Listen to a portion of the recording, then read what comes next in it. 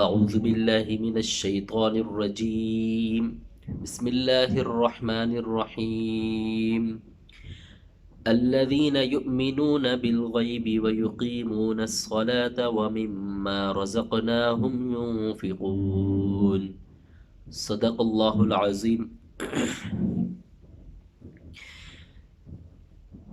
اس آیت میں اللہ سبحانہ و تعالی نے متقین کی صفات کو بیان کیا ہے، جن میں سے دو صفات کا بیان یعنی ایمان بالغیب اور اقامت صلاح، نماز کو قائم کرنا جو ہے بیان ہو چکا۔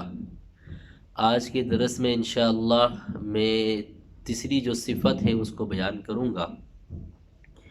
تیسری صفت متقی کی جو اللہ سبحانہ و تعالی نے بیان فرمائی ہے وہ ہے وَمِمَّا رَزَقْنَاهُمْ يُنْفِقُونَ، کہ جو ہم نے ان کو رزق دیا ہے اس میں سے خرچ کرتے ہیں، یعنی انفاق فی سبیل اللہ، اللہ کے راستے میں خرچ کرنا۔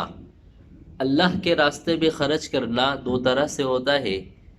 ایک خرچ کرنا وہ ہوتا ہے جو فرض کے درجے میں ہے، جیسا کہ زکوٰۃ۔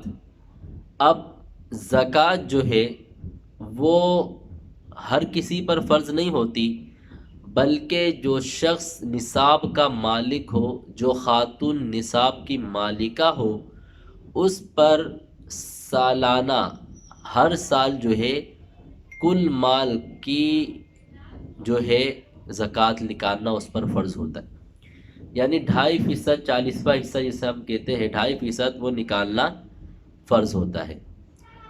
اور ایک انفاق یعنی خرچ کرنا وہ نفلی ہے، یعنی اللہ کے راستے میں خرچ کرنا۔ یہ ہر شخص کر سکتا ہے، جس کے پاس نصاب کا مال ہو یا نہ ہو، ہر شخص جو ہے وہ خرچ کر سکتا ہے۔ اور اللہ سبحانہ و تعالی نے اس آیت میں جو بیان فرمایا ہے مما رزقناہم، یعنی جو ہم نے دیا ہے۔ اللہ تبارک و تعالی یہ بیان فرما کر ہمیں بتلا رہے ہیں کہ مال تم انسان کا نہیں ہے، بلکہ تم انسانوں کو جو مال دینے والا ہوں وہ میں اللہ ہوں۔ تو جب میں نے مال دیا ہے تو تم اس میرے دیے ہوئے مال سے کیا کرو؟ خرچ کرو۔ اللہ سبحانہ و تعالی نے انفاق فی سبیل اللہ کے قرآن کریم میں جو فضائل ذکر فرمائے ہیں، اسی طریقے سے احادیث میں جناب نبی کریم صلی اللہ تعالی علیہ وسلم نے جو انفاق فی سبیل اللہ، اللہ کے راستے میں خرچ کرنے کے جو فضائل کا ذکر کیا ہے، وہ اتنے ہیں کہ اگر اس کو بیان کیا جائے تو کئی ہفتے لگ جائے، کئی بلکہ مہینے لگ جائے۔ اور انفاق فی سبیل اللہ یعنی اللہ کے راستے میں خرچ کرنے کے جو فضائل کا ذکر ہے وہ مطلب ختم نہیں ہوگا۔ لہذا اللہ کے راستے میں خرچ کرنا ہمیں چاہیے، ہمیں گننا نہیں چاہیے، بلکہ ہمیں اللہ کے راستے میں اس طریقے سے خرچ کرنا چاہیے کہ ہم اللہ تبارک و تعالیٰ کے راستے میں اگر کسی پر زکوٰۃ فرض ہے تو وہ زکوٰۃ بھی نکالے، اور زکوٰۃ کے علاوہ بھی انفاق فی سبیل اللہ، اللہ کے راستے میں خرچ کرتا رہے۔ اس کے بڑے فضائل ہیں، چنانچہ چند ایک میں فضائل کا ذکر کرتا ہوں۔ قرآن کریم میں اللہ سبحانہ و تعالی نے انفاق فی سبیل اللہ کی جو مثال دی ہے، مثل الذین ينفقون اموالهم فی سبیل اللہ کمثل حبۃ انبتت 7 سنابل فی کل سنبلۃ 100 حبہ، کہ اللہ کے راستے میں 1 روپیہ خرچ کرنے کی مثال ایسی ہے جیسا کہ ایک بیج ہم زمین کے اندر بوتے ہیں، اس بیج کے بعد انبتت 7 سنابل 7 بالیں نکلتی ہے، اور ہر ایک بال کے اندر 100 دانے ہو، یعنی ایک بیج ڈالی اور اس ایک بیج سے جو ہمیں پھل ملے وہ 700 ملے۔ تو اللہ تبارک و تعالیٰ بھی یہی بیان فرما رہے کہ 1 روپے خرچ کرنا اللہ کے راستے میں ایسا ہے جیسا کہ آپ نے 700 روپے اللہ کے راستے میں خرچ کیے. اور واللہ یضاعف لمن یشاء، اللہ تبارک و تعالی جس کے لیے چاہتے ہیں اس سے زیادہ کر دیتے. لہذا اللہ تبارک و تعالی نے قرآن کریم میں ارشاد فرمایا کہ وَمَا أَنفَقْتُم مِّن شَيْءٍ فَهُوَ يُخْلِفُهُ، کہ جو تم اللہ کے راستے میں خرچ کرتے ہو نا، اگر کسی نے 100 روپے خرچ کیے تو یہ 100 روپیہ اللہ تبارک و تعالی من وعن ویسی واپسی لوٹائے گا. اور اگر آپ کی نیت اور زیادہ خالص ہوئی تو اس 100 روپے کے بدلے میں اللہ کیا کرے گا؟ مَنْ جَاءَ بِالْحَسَنَةِ فَلَهُ عَشْرُ أَمْثَالِهَا، اس ایک کا بدلہ اللہ 10 کے برابر دے گا. یعنی اللہ مزید 100 روپے کے بدلے میں کیا دے گا؟ 1000 روپے ہمیں دے گا. اور اگر ہماری نیت اور زیادہ خالص ہو جاتی ہے تو اللہ اس ایک کے بدلے میں 700 گنا جو ہے ہمیں بڑھا کر دیتا ہے. یہ ہے انفاق فی سبیل اللہ. لہذا اللہ کے راستے میں مال خرچ کرنا جو ہے، چونکہ دیکھیے انسان کے اندر ایک محبت ہوتی ہے جان کی، ایک محبت ہوتی ہے اس کی عزت جاہ کی، آبرو کی، عزت کی، اور ایک محبت ہوتی ہے مال کی. لہذا مال کی جو محبت ہے یہ ایسی محبت ہے کہ اللہ تبارک و تعالی نے قرآن کریم میں جہاں کہیں بھی مجاہدے کا اور جہاد کا ذکر کیا ہے تو سب سے پہلے جو ذکر کیا ہے کہ جاہدوا باموالکم وانفسکم، کہ تم جہاد کرو اپنے مالوں کے ذریعے سے اور اپنی جانوں کے ذریعے سے. یعنی اللہ تبارک و تعالی نے پہلے ذکر کیا اموال، مال کا، چونکہ ہمارے ہاں ایک اردو میں کہا جاتا ہے نا کہ چمڑی چلے جائے لیکن دمڑی نہ جائے. انسان کے دل میں وَأُحْضِرَتِ الْأَنفُسُ الشُّحَّ، کہ انسان کے دل میں جو ہے نا نفس کے اندر بخل بھر دیا گیا ہے. تو لہذا اللہ تبارک و تعالی انفاق فی سبیل اللہ، اللہ کے راستے میں مال کو خرچ کرنے کی بار بار جو ہے نا تاکید فرماتے ہیں کہ اس کو کیا کرو، اپنے دل سے بخل کو نکالو. کیوں؟ کیونکہ جب تم مال کو خرچ کرنے والے بن جاؤ گے تو تمہارے اندر سے ساری برائیاں کیا ہو جائے گی؟ ختم ہو جائے گی. اور مال خرچ کرنے کا فائدہ کیا ہوگا کہ اللہ تبارک و تعالی تمہارے خرچ کی ہوئے مال کو بھی دے گا اور ساتھ میں اضافی مال بھی تمہیں دنیا میں عطا کرے گا. اور یہ مال کا خرچ کرنے کی اگر کسی کو لذت محسوس ہو جائے تو اللہ تبارک و تعالی کے جب وہ راستے میں مال کو خرچ کرنے والا بن جائے تو آپ یقین جانیں اتنا مزہ آتا ہے اس چیز میں. اور پھر اس شخص پر اللہ تبارک و تعالیٰ کی جو رزق کے خزانے کھلتے ہیں نا، اس کا تصور نہیں کر سکتے کہ اللہ سبحانہ و تعالیٰ اس کو ایسی ایسی جگہ سے رزق عطا فرماتے ہیں کہ جہاں پر اس کا گمان نہیں ہوتا. لہذا نبی کریم صلی اللہ تعالی علیہ وسلم نے ارشاد فرمایا کہ گن گن کر، شمار کر کر کے جو ہے نا پیسے نہ رکھو، یا شمار کر کر کے جو ہے نا پیسے خرچ نہ کرو.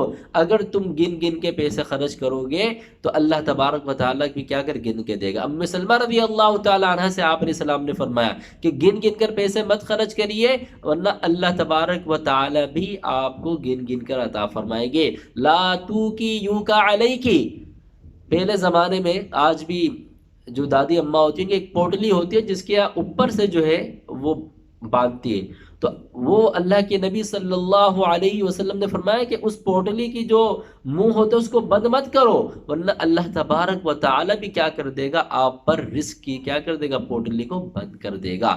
تو لہذا ہمیں چاہیے کہ ہم اگر اللہ نے ہمیں مال دیا ہے تو ہم کیا کریں؟ اس مال کو خرچ کریں. دیکھیے انسان پر جب موت کا وقت آتا ہے تو اس موت کے وقت میں قرآن کریم نے جو نقشہ کھینچا ہے نا کہ وہ موت کے وقت میں اللہ سے کہے گا ربی لولا اخرتنی الی اجل قریب، یا اللہ مجھے چند لمحوں کے لیے مہلت دے دے. یہ چند لمحوں کی مہلت کیوں مانگے گا؟ یا اس لیے کہ اس پر کچھ نمازیں باقی تھی، یا اس پر کچھ زکوٰۃ، یا اس پر حج باقی تھا، یا روزہ باقی تھا، تو وہ وصیت کر جائے، یا وہ 2 رکعت صلاۃ التوبہ پڑھ لے؟ نہیں، قرآن کریم نے جو نقشہ کھینچا ہے وہ کیا ہے کہ جب انسان پر موت آتی ہے تو وہ اللہ سے کہتا ہے ربی لولا اخرتنی الی اجل قریب، اے اللہ تو مجھے چند لمحوں کی مہلت دے دے، کیوں؟ فاصدق، تاکہ میں اپنے مال کو صدقہ کر دوں، واکن من الصالحین، اور میں کیا ہوں جو نیکوکاروں میں سے ہو جاؤں۔ یہ ہے مال، لہذا اپنے دلوں سے ہمیں مال کی محبت کو نکالنا ہے۔ یہ مال کی محبت ایسی ہے، اگر ہم نے مال کو جمع کر کر کے رکھا تو اللہ تبارک و تعالی نے ایک نقشہ کھینچا ہے، جو لوگ مال کو جمع کرتے ہیں تو اللہ نے فرمایا کیا کہ ہم فذوقوا، تم چکھو عذاب کو، بما کنتم تکنزون، جو تم خزانے جمع کر کے رکھتے تھے نا، جو تم مالوں کو جمع کر کے رکھتے تھے، اس کے بدلے میں تم کیا کرو، تمہارے کو یہ سزا دی جا رہی ہے، جہنم کی آگ میں تمہیں جلایا جا رہا ہے، یہ اس کا نتیجہ ہے جو تم نے دنیا میں مال کو خرچ نہیں کیا۔ لہذا اپنے دلوں سے مال کی محبت کو نکالا جائے، اور مال کی محبت کو نکال کر ہم مال کو خرچ کرنے کا ٹیسٹ ہمارے کو حاصل ہو جائے کہ اللہ کے راستے میں جو مال کو خرچ کرنے کا جو مزہ ہے، اور پھر اس پر جو فوائد ہے، یعنی ہم نے جو خرچ کیا وہ تو لوٹے گا، ساتھ میں اضافی بھی اللہ دے گا، ہم تصور نہیں کر سکتے۔ تو لہذا اپنے اندر یہ چیز پیدا کی جائے۔ ایک صحابی کا واقعہ آتا ہے، ایک رات جناب نبی کریم صلی اللہ تعالی علیہ وسلم کے پاس ایک مہمان آئے اور آ کے کہا یا رسول اللہ میں مسافر ہوں، تو مجھے مطلب کوئی شخص کھانا وغیرہ کھلا سکتا ہے؟ تو نبی کریم صلی اللہ تعالی علیہ وسلم نے ارشاد فرمایا، خود نبی کریم صلی اللہ علیہ وسلم کے گھر میں فاقہ تھا، حضرات صحابہ کرام کے گھر میں فاقہ تھا، آپ علیہ السلام نے فرمایا ہاں بھائی کوئی ہے جو اس مہمان کی مہمان نوازی کرے؟ سارے صحابہ خاموش۔ 2 سے 3 دفعہ جب نبی کریم صلی اللہ تعالی علیہ وسلم نے جب یہ بات کہی تو ایک صحابی کھڑے ہوئے کہا یا رسول اللہ آج میں اس شخص کو اپنا مہمان بناتا ہوں۔ اب وہ گھر پہ لے کر گئے، بیگم کے پاس گئے اور بیگم سے پوچھا کہ ہاں کھانے کے لیے کچھ ہے؟ تو وہ کہنے لگی کہ بس کچھ کھانا ہے جو ایک شخص کھا سکتا ہے، اور وہ میں نے بچوں کے لیے بچا کے رکھا ہے۔ تو صحابی نے کہا کہ بچوں کو کسی طریقے سے بھیلا کے پھسلا کے آپ سلا دیجئے، اور اس مہمان کے لیے آپ کھانا جو ہے نکالیے، اور جب کھانا دسترخوان جب لگ جائے تو عین اس وقت آپ جو ہے جو دیا تھا اس کو گرا دیجئے گا تاکہ وہ بھج جائے، اور میں اس طریقے سے نقل کروں گا کہ مہمان سمجھے گا شاید میں بھی کھا رہا ہوں، کیونکہ کھانا ایک بندے کا ہے، اگر میں بھی کھاؤں گا تو اس مہمان کا پیٹ نہیں بھرے گا۔ چنانچہ ایسے ہی ہوا، اب وہ صحابی کھا رہے ہیں، کھانے کی نقل کر رہے، اور وہ دوسرے جو شخص تھے، جو صاحب تھے، وہ کھانا کھا رہے، وہ سمجھ رہے کہ صحابی بھی کھانا کھا رہے۔ آج 1400 سال سے زیادہ کا عرصہ گزر چکا ہے اس واقعے کو، لیکن اللہ تبارک و تعالی کو اس صحابی رسول صلی اللہ علیہ وسلم کا یہ اخلاص اتنا پسند آیا کہ اللہ نے قرآن نازل کر دیا، وَيُؤْثِرُونَ عَلَىٰ أَنفُسِهِمْ وَلَوْ كَانَ بِهِمْ خَصَاصَةٌ، کہ یہ حضرات صحابہ تو ایسے ہیں باوجود ان کے خود کی حالت خستہ ہوتی ہے لیکن دوسروں پر کیا کرتے ہیں، ایثار اور ہمدردی کا معاملہ کرتے ہیں۔ اس رات کو اس صحابی کو پتہ نہیں چلا، دوسرے جو بیٹھے ہوئے تھے، کہ میرے ساتھ جو میرا میزبان ہے وہ کھانا کھا رہا ہے یا نہیں کھا رہا ہے، اندھیرا ہے کمرے میں، لیکن اوپر رب ذوالجلال کی ذات ہر چیز کو دیکھ رہی تھی۔ اس نے قرآن نازل کر کے جو ہے اس ایثار کا واقعہ بیان کر دیا کہ خرچ کرنے والے ایسے ہوتے ہیں، اور ہم اتنا پسند کرتے خرچ کرنے والوں کی کہ ہم نے قرآن نازل کر دیا۔ تو لہذا مال کو خرچ کرنے کے جو فوائد ہے، اور مال خرچ اس طریقے سے کرے کہ آپ کا دائنے ہاتھ کو جو ہے اگر خرچ کرے تو بائیں کو پتہ نہ چلے، اس سے کہ روایت میں آتا ہے اثار و ہمدردی کے بے شمار واقعات آتے ہیں۔ روایت میں آتا ہے کہ حضرات صحابہ کرام علیہم الرضوان میں سے کسی ایک کے گھر میں کچھ بکری کے سری جو پائے ہوتے نا وہ پہنچے، اب وہ خود بھی یعنی کہ فاقے کی حالت سے تھے، لیکن ان کو احساس ہوا کہ نہیں، میرے گھر کے برابر میں جو میرا پڑوسی ہے اس پڑوسی کو زیادہ ضرورت ہے، ان کے گھر میں پہنچا دیا۔ ان پڑوسی کو پتہ چلا کہ میرے گھر میں آیا ہے، لیکن میرے سے برابر والا پڑوسی جو ہے وہ زیادہ مستحق ہے، اس کے گھر میں فاقہ ہے، وہ سیری اور پائے آگے پہنچا دیے۔ چلتے چلتے 7 گھروں سے ہوتے ہوئے وہ سری اور پائے ان پہلے صحابی کے گھر میں پہنچ گئے جہاں سے گئے تھے۔ یہ اثار اور ہمدردی ہے۔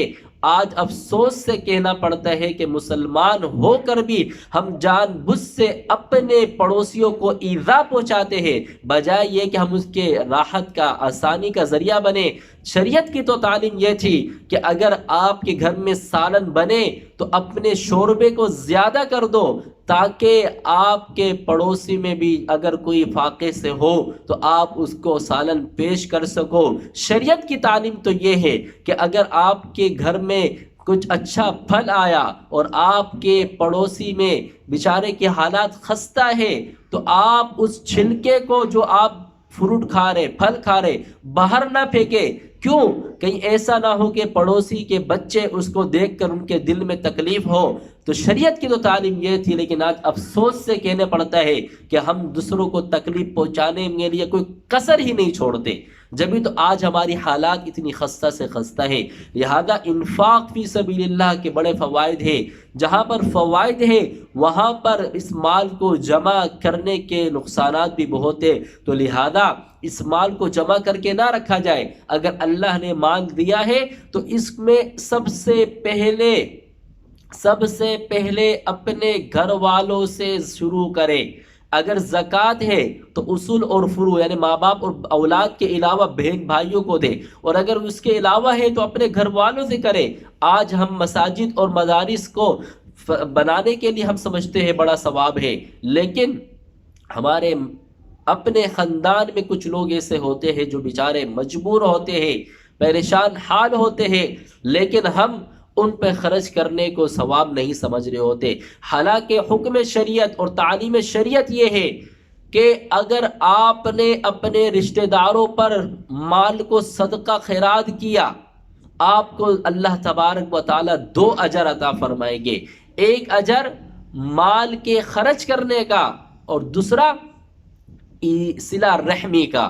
لیکن آج افسوس سے کہنا پڑتا ہے ہم دور خرچ کرنے کو ثواب سمجھتے ہیں، لیکن ہمارا سگا بھائی، ہماری سگی بہن، ہمارا سگا ماموں، ہماری سگی جو مطلب رشتہ دار ہے، جو محرمات ہیں، وہ پریشان حال میں ہوتے ہیں، ان کے حالت پریشان ہوتے ہیں، لیکن ہم ان پہ خرچ نہیں کرتے۔ ہم بولتے نہیں فلاں غریب ہے اس پہ صدقہ کیا جائے گا 10 ثواب ملے گا، اس پہ ثواب 1 ملے گا، لیکن رشتہ داروں پہ خرچ کرنے کا ثواب 2 ملے گا۔ یہ میں نہیں کہہ رہا، جناب نبی کریم صلی اللہ تعالیٰ علیہ وسلم کی حدیث مبارکہ کہہ رہی ہے۔ لہذا معاشرے میں ضرورت ہے اس بات کی کہ جہاں پر ہم انفاق فی سبیل اللہ کے فوائد کا ذکر اور تذکرہ جب کریں اور اس کو ہم ذکر کریں کہ خرچ کرنے کا یہ فائدہ ہے، یہ فائدہ ہے، یہ فائدہ ہے، وہاں پر اس چیز کو بھی ہمیں سمجھنا چاہیے کہ ہمارے رشتہ دار اس بات کے زیادہ مستحق ہے کہ ہم اس پر کیا کریں، مال کو خرچ کریں۔ لیس البر ان تولوا وجوہکم قبل المشرق والمغرب، صرف نیکی یہ نہیں ہے کہ مسجد بیت اللہ کی طرف منہ کر کے نماز پڑھ لی جائے اور ہم سمجھ بیٹھے کہ لیکن نہیں، نیکی تو یہ بھی ہے وَلَكِنَّ الْبِرَّ مَنْ آمَنَ بِاللَّهِ وَالْيَوْمِ الْآخِرِ۔ آگے چل کے اللہ نے کیا ارشاد فرمایا، وَآتَ الْمَالَ عَلَى حُبِّهِ، کہ نیکی یہ ہے، متقی کی صفات یہ ہے، ایمان والوں کی صفات یہ ہے، ایمان والی وہ ہوگی جو اللہ کی محبت میں مال کو خرچ کرے گی۔ کہاں پر؟ ذوی القربا، اپنے رشتہ داروں پر۔ آج ہم مال کو خرچ کرنے کا، نبی علیہ الصلوۃ والسلام سے پوچھا گیا یسألونک ماذا ينفقون، اے اللہ کے نبی، یہ آپ سے سوال کریں گے، یہ آپ سے سوال کرتے ہیں کہ ہم مال کو کہاں خرچ کریں۔ نفلی صدقے کی بات ہو رہی ہے۔ وما انفقتم من خیر، اللہ نے بیان کیا اگر نفلی صدقہ تمہیں کرنا ہے، سب سے پہلی جو لسٹ میں جس کا نام ہے فَلِلْوَالِدَيْنِ، اپنے والدین پر مال کو خرچ کرو، والاقربین، پھر قریبی رشتہ داروں پہ مال خرچ کرو۔ آج ہم دور مال خرچ کرنے پر اجر و ثواب سمجھتے ہیں، لیکن افسوس صد افسوس کہ اپنے رشتہ داروں کے حالات نہیں دیکھتے۔ میں تو یہ کہتا ہوں اگر خاندان میں کوئی شخص جس صاحب مال ہو، صاحب نصاب ہو، ہر شخص اگر اپنے خاندان کے لوگوں کو دیکھے جو غریب اور مستحق ہے، اگر ان پر مال خرچ کرے تو زمانے سے ہمارے معاشرے سے غربت ختم ہو جائے گی۔ لیکن افسوس سے کہنا پڑتا ہے کہ ہم نے رشتہ داروں پہ مال خرچ کرنے کے لیے جو ہے نہ ہم نے اپنے آپ کو تیار کیا، بلکہ میں تو یہ کہتا ہوں کہ شاید ہم اس کو ثواب سمجھتے بھی نہیں، لیکن نبی علیہ السلام نے اس کو دو ثواب قرار دیے، ایک مال خرچ کرنے کا ثواب، دوسرا صلہ رحمی کا ثواب۔ لہذا ہمیں چاہیے کہ جب ہم چاہتے ہیں کہ ہم اللہ کے قرآن کو سمجھے اور اس سے ہم ہدایت حاصل کریں، تو ضروری ہے کہ ہمیں متقی ہونا ہوگا، اور متقی بننے کے لیے ہمیں جو ان 5 صفات کا ان آیات میں اللہ نے ذکر کیا، اس میں جو تیسری صفت ہے انفاق فی سبیل اللہ، کہ اپنے اللہ نے جو ہمیں مال دیا ہے اس کو ہم خرچ کریں، تو لہذا ہمیں مال خرچ کرنے والا بننا ہے۔ کئی واقعات اس طریقے سے بھرے پڑے ہیں جو حضرات صحابہ کرام کے ہیں، تابعین کے، تبع تابعین کے، ہمارے بزرگوں کے ہیں، کہ انہوں نے انفاق فی سبیل اللہ کی ایسی مثالیں قائم کی کہ ہم تصور نہیں کر سکتے، لیکن افسوس سے کہنا پڑتا ہے کہ ہم نے انفاق فی سبیل اللہ کو نہیں سمجھا۔ ایک واقعہ سناتا ہوں۔ حضرت نبی کریم صلی اللہ تعالی علیہ وسلم نے غزوہ تبوک کے موقع پر حضرات صحابہ کرام علیہم الرضوان سے کہا کہ چلو آ جاؤ، اپنے اپنے گھروں سے اپنے پاس سے مال لے کر آؤ، زکوٰۃ فنڈ جسے ہم کہتے لے کر آؤ، کیوں؟ جہاد کا موقع ہے۔ اب حضرت نبی کریم صلی اللہ تعالی علیہ وسلم کے صحابہ کسی کے پاس کھجور تھی وہ تک لا کے پیش کر دی۔ اب حضرت عمر رضی اللہ تعالی عنہ 39 یا 40ویں نمبر پہ ایمان لے کر آئے، لیکن آگے بڑھتے بڑھتے بڑھتے بڑھتے دوسرے نمبر پر آ گئے۔ آج میرا اور آپ کا اور ہمارے سننے والے اور سننے والیوں کا آگے کس میں بڑھتے؟ اگر ایک نے ایک گھر کر لیا تو میرا 2 گھر ہونا چاہیے، اگر اس نے سونے کی چوڑی خریدی ہے تو میں سونے کا کڑا خریدوں گی، اس نے سونے کی جو ہے ٹاپس خریدی ہے تو میں جو ہوں نا بالی خریدوں، مطلب ہماری دوڑ اس میں ہے۔ لیکن حضرات صحابہ کرام کی دوڑ کس میں تھی؟ نیکیوں میں آگے سے آگے بڑھنا تھی۔ وَفِي ذَلِكَ فَلْيَتَنَافَسِ الْمُتَنَافِسُونَ وَسَارِعُوا إِلَى مَغْفِرَةٍ مِّن رَبِّكُمْ وَجَنَّةٍ، وہ جنت کی طرف، اللہ کی مغفرت کی طرف، دین میں آگے بڑھتے تھے۔ حضرت عمر فاروق رضی اللہ عنہ 39ویں یا 40ویں نمبر پر ایمان لے کر آتے ہیں، آگے کرتے کرتے کرتے محنت کرتے کرتے دوسرے نمبر پر آتے ہیں۔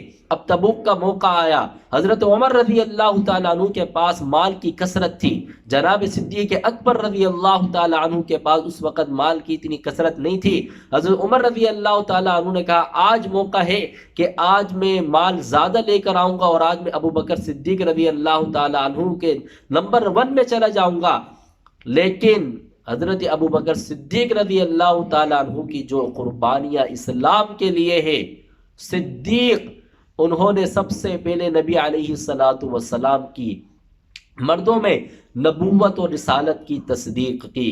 معراج کی سب سے پہلے نبی کریم صلی اللہ علیہ وسلم نے، نبی علیہ السلام کی سب سے پہلے جو معراج سے آپ علیہ السلام تشریف لے کر آئے تو سب سے پہلے انہوں نے تصدیق کی۔ ایمان لانے میں بھی سب سے پہلے تھے۔ نبی علیہ السلام کے ہجرت کے سفر میں نبی کو نبوت کو اپنے کندھوں میں بٹھا کر جو ہے انہوں نے جو ہے نا سفر طے کیا، اور غار میں جا کر سب سے پہلے خود صفائی کی اور اپنے کرتے سے جو ہے نا سوراخوں کو بند کیا۔ جب ایک سوراخ رہ گیا تھا تو وہاں پر اپنے جو انگوٹھا ہوتا ہے پاؤں کو اس کو رکھ دیا، سانپ نے ڈسا، اتنی قربانیاں ہیں حضرت صدیق اکبر رضی اللہ عنہ کی کہ ہم ان کا شمار نہیں کر سکتے۔ تو حضرت عمر رضی اللہ تعالیٰ عنہ سمجھ رہے تھے کہ آج میرے پاس مال کی کثرت ہے، میں مال لے کر آ جاؤں گا زیادہ، آج میرا نمبر پہلا ہو جائے گا۔ حضرت عمر اس مثال دینے کے لیے سمجھا رہا ہوں، حضرت ابوبکر صدیق رضی اللہ تعالیٰ عنہ 10 روپے لے کر آئے جو کچھ تھا گھر میں، اور حضرت عمر فاروق رضی اللہ تعالیٰ عنہ 500 روپے لے کر آئے۔ ظاہری سی بات ہے، کہاں 10 روپے کہاں 5 روپے، لیکن اللہ تبارک و تعالی ہر بات سے بخوبی واقف ہے، اللہ ہر چیز کو جانتے ہیں۔ اللہ تبارک و تعالی کے پیارے نبی صلی اللہ تعالی علیہ وسلم نے سب سے پہلے سوال کرنا تھا ابو بکر صدیق رضی اللہ تعالیٰ عنہ سے یا حضرت عمر فاروق رضی اللہ تعالیٰ عنہ سے، اور سوال میں یہ سوال کرنا تھا کہ ہاں ابو بکر آپ کتنا لے کر آئے ہیں، ہاں عمر آپ کتنا لے کر آئے ہیں، لیکن الفاظ سوال کا انداز ہی تبدیل ہو گیا کہ ما ترکت لأہلہ یا عمر، عمر آپ اپنے گھر والوں کے لیے کتنا چھوڑ کر آئے ہیں۔ اب حضرت عمر فاروق رضی اللہ تعالیٰ عنہ فرمانے لگے کہ میں سمجھ گیا کہ بس ابو بکر سے آگے کوئی نہیں نکل سکتا، کہ یا رسول اللہ میں اپنا آدھا مال لے کر آ چکا ہوں اور آدھا مال پیچھے چھوڑ کر آ چکا ہوں۔ یہی سوال جب حضرت صدیق اکبر رضی اللہ تعالی عنہ سے نبی علیہ السلام نے کیا، ما ترکت لأہلک یا ابا بکر، اے ابو بکر آپ اپنے گھر والوں کے لیے کیا چھوڑ کر آئے ہیں؟ تو حضرت ابو بکر صدیق رضی اللہ تعالی عنہ کا جواب سنیے، فرمانے لگے ترکت اللہ ورسولہ، میں اپنے گھر والوں کے لیے اللہ کو اور اس کے رسول کو چھوڑ کر آیا ہوں، باقی سارا لے کر آیا ہوں۔ یہ ہے ہمارے بڑے، یہ ہے ہمارے بڑے جنہوں نے اللہ کے راستے میں خرچ کرنے کے لیے کچھ بھی اپنا پیچھے نہیں چھوڑا۔ تو ہمارے اندر یہ صفات ہونی چاہیے، مانا کہ ٹھیک ہے ہم یہ نہیں کہتے کہ آپ بھی پورا اپنا خرچ کر دیں، جو کہ ایسا ایمان اور ایسا تقوی اور ایسا توکل اعلیٰ درجے کا ہونا چاہیے، اگر ہے تو الگ بات ہے، ورنہ کم سے کم اپنے دلوں سے یہ کنجوسیاں جو ہے نا جو ہمارے دلوں میں وہ ختم کر دی جائے۔ افسوس سے کہنا پڑتا ہے کہ آپ ظاہری بات ہے خواتین ہے، آپ سے مراد آپ لوگ نہیں ہے، مطلب خواتین کی بات چل رہی ہے کہ وہ دوسری مطلب لوگوں پر خرچ کرنے کے لیے وہ چیزیں دیتی ہیں کہ جو بالکل پھٹی پرانی ہوتی ہے یا بالکل مالی اعتبار سے کم ہوتی ہے، بلکہ مردوں کا بھی آج کل یہ حال ہے۔ لیکن جب اپنی ذات کے لیے جب کوئی چیز خریدنے جاتے ہیں تو وہ اعلیٰ درجے کی پسند کرتے ہیں، تو لہذا اس چیز کو سمجھے۔ نبی علیہ السلام نے فرمایا کہ مسلمان اس وقت تک کوئی مومن نہیں ہو سکتا جب تک کہ وہ جو اپنے لیے پسند کرتے اپنے بھائی کے لیے پسند نہ کرے۔ تو آپ اگر جو اپنے لیے اگر 5000 کا جوڑا پسند کرتے ہیں یا کرتی ہیں تو اپنے ماتحتوں کے لیے بھی وہ پسند کرے نا، نہ یہ کہ ان کو جو ہے نا 5 سال پرانا کپڑا دے دیا اور خود اپنے نئے لے کر آئے۔ تو لہذا انفاق فی سبیل اللہ کے کئی فوائد ہیں، اور یہ تیسری صفت ہے جو اللہ سبحانہ و تعالیٰ نے اس آیت میں بیان کی ہے۔ اللہ تبارک و تعالیٰ ہمیں متقین کی جو صفات اللہ نے قرآن کریم میں بیان فرمائی ہے، اللہ ہمیں اس کو اپنانے والا بنائے۔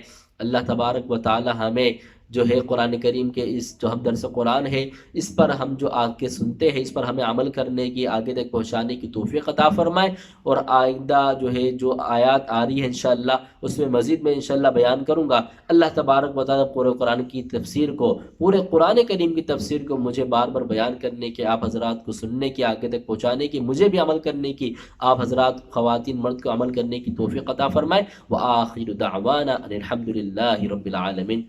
دعا کر لیتے ہیں۔ الحمدللہ رب العالمین والعاقبۃ للمتقین والصلاة والسلام علی سید الانبیاء والمرسلین وعلی آلہ واصحابہ اجمعین۔ ربنا لا تزغ قلوبنا بعد اذ ہدیتنا وہب لنا من لدنک رحمۃ انک انت الوہاب۔ الہ العالمین تو ہمارے تمام صغیرہ و کبیرہ گناہوں کو معاف فرما۔ الہ العالمین تو ہمارے عیبوں کی پردہ پوشی فرما، تو ہماری خطاؤں سے درگزر کا معاملہ فرما۔ الہ العالمین تو ہم پہ رزق ظاہری و باطنی کے دروازے کھول دیجیے۔ یا اللہ اپنے فضل کا معاملہ فرما، اپنے فضل کا معاملہ فرما۔ قرآن کریم کی تعلیمات کو ہمیں اپنے سینوں سے لگانے کی، اس پر عمل کرنے کی، آگے تک پہنچانے کی توفیق عطا فرما۔